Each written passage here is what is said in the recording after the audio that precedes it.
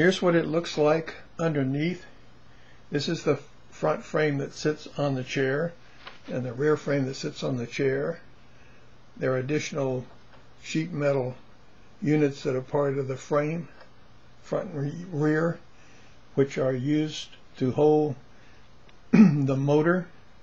The motor itself has this gearbox and worm gear and pawl, which attaches to the IGUS assembly and finally moves the IGUS assembly back and forth, moving the segments. The first motor that I used was a massage motor.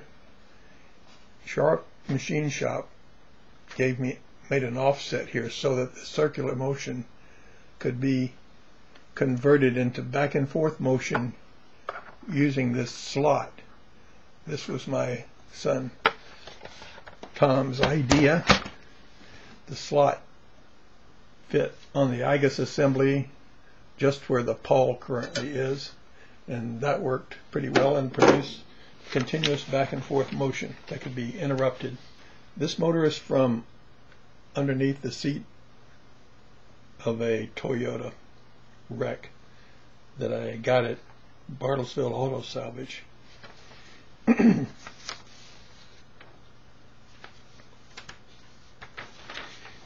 electrical control in this box underneath starts with a repeating interval timer built from an internet design of Ron J. of Ireland. Gordon made the initial breadboard of the circuit and tested it with his oscilloscope. Output from the timer goes to a couple of SPDT switches which periodically reverse the DC power to the motor. Both the timer and the motor are fed by this 13.8 volt DC HQ power supply through a modified microphone cable, which handily plugs in just here. This switch turns the power to the motor and timer on and off.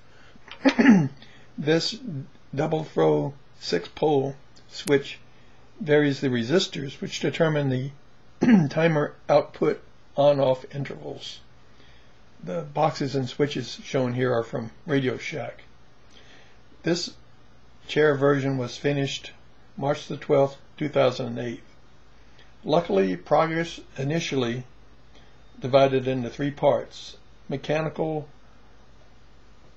motor, and electrical. Show me a better design.